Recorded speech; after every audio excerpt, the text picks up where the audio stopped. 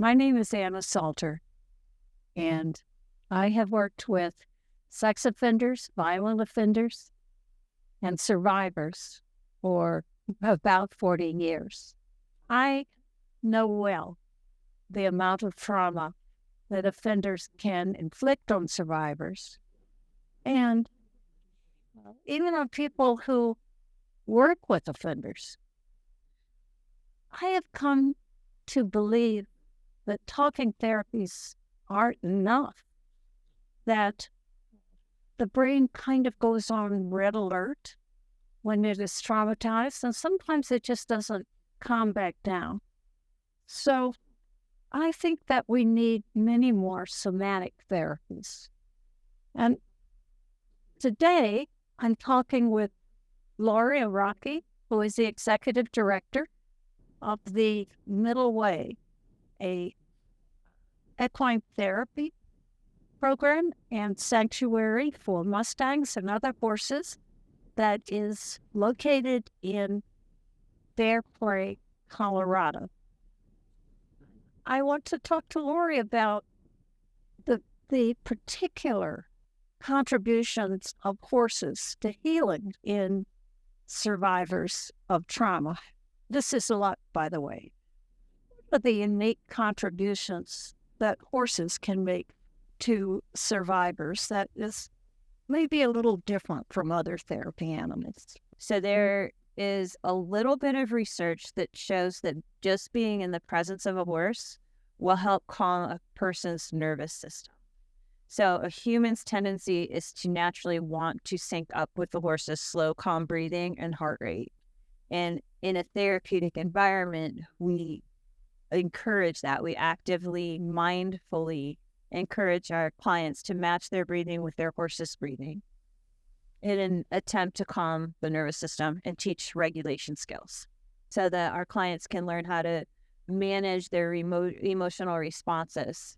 Laura, I've heard it said that horses are hypervigilant. I've actually heard it said that they're afraid of two things that move and things that don't move, and that because they're hypervigilant as prey animals, that they read people surprisingly well. The most important thing for a horse is, do I feel safe? They're not feeling safe. They're not going to eat. They're not going to play.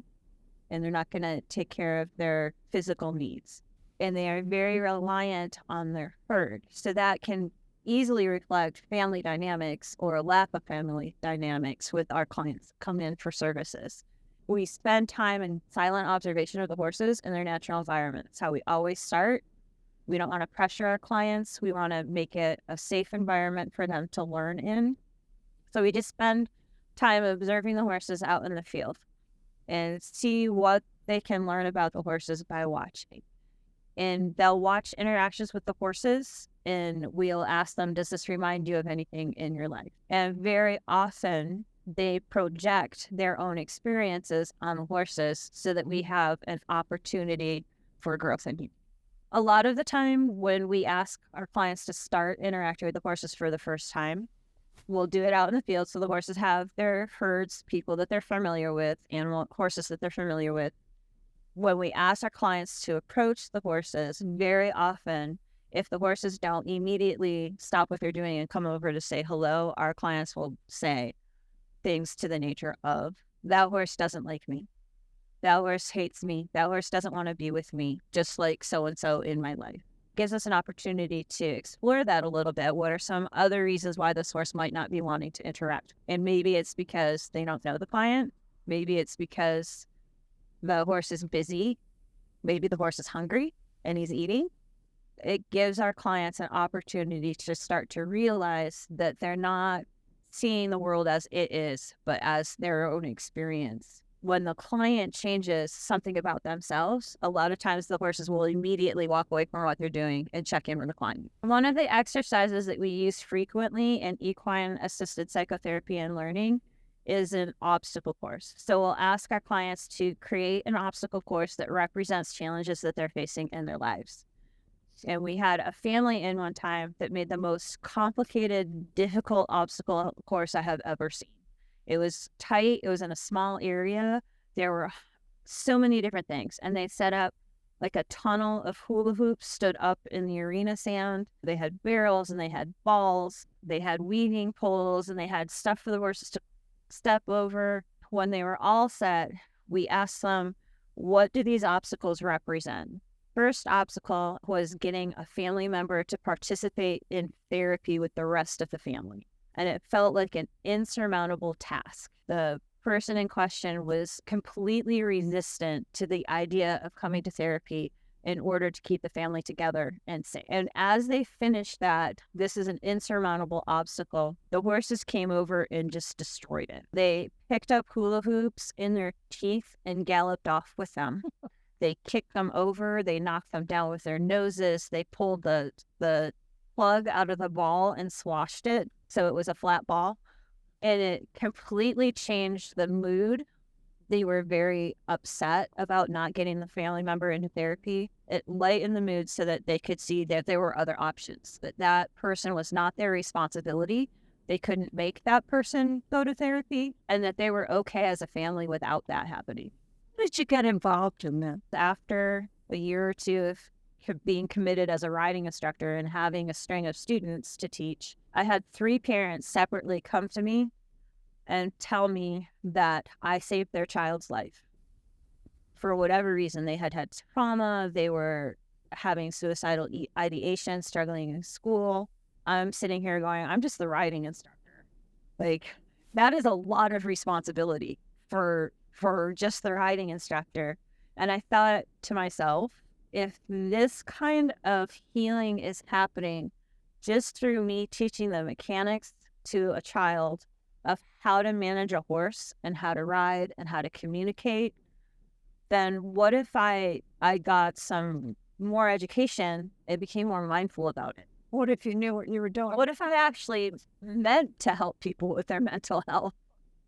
So I started with the Equine Assisted Growth and Learning Association, and then I got certified. I got certified through them, and then I got certified through PATH International, the Professional Association for Therapeutic Horsemanship, for therapeutic riding and equine facilitated mental health and learning. They have different acronyms for everything. And I've been doing this since 2005.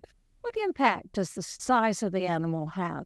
I mean, it seems to me there's maybe a kind of mastery in riding a horse. Learning how to manage a horse while you're riding them, learning how to stop and start and steer and direct a horse gives a very serious sense of empowerment to our clients.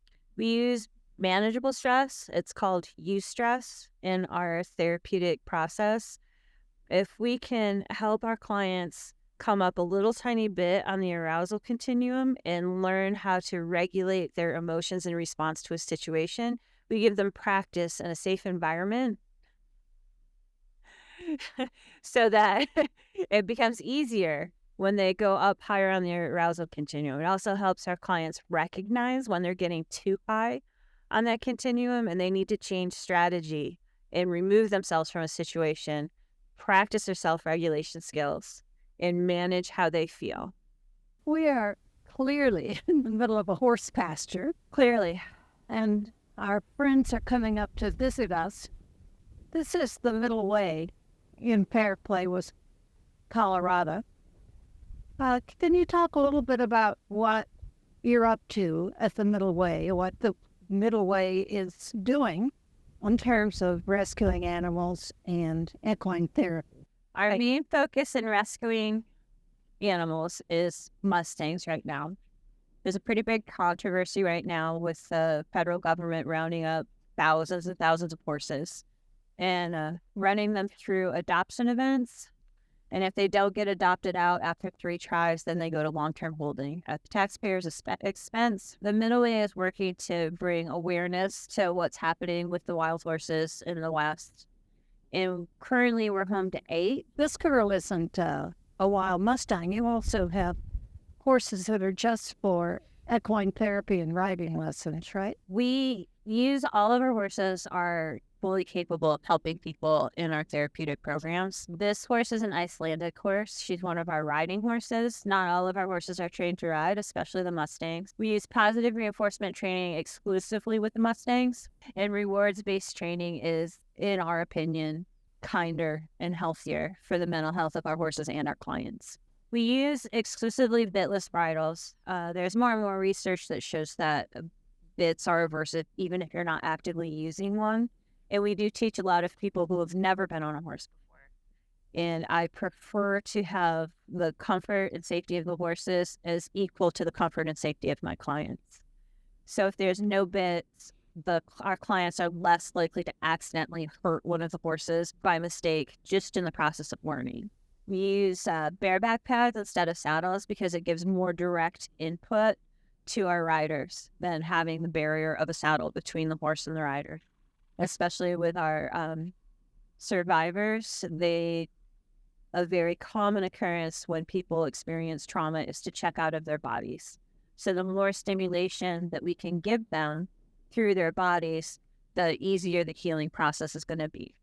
So we capitalize on the concept of rhythmic, repetitive, bilateral motion helps heal trauma on a physiological level.